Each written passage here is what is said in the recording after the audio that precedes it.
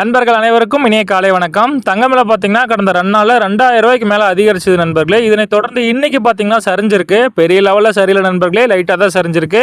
வாங்க நண்பர்களே, இன்னைக்கு தங்கம் சரிஞ்சு என்ன விலைக்கு விற்பனை ஆகுது அப்படிங்கறத இந்த வீடியோல ஃபுல்லா பார்த்து தெரிஞ்சுக்கலாம். அதுக்கு முன்னாடி நீங்க செய்ய வேண்டியதெல்லாம் இந்த வீடியோக்கு ஒரு லைக் மட்டும் பண்ணிடுங்க. கண்டினியூவா பார்க்கலாம். முதல்ல தங்கத்தின் விலை பார்த்துடலாம். 22 கேட்டான ஆபரண தங்கம் இன்னைக்கு ஒரு கிராம் 8940 ரூபாய்.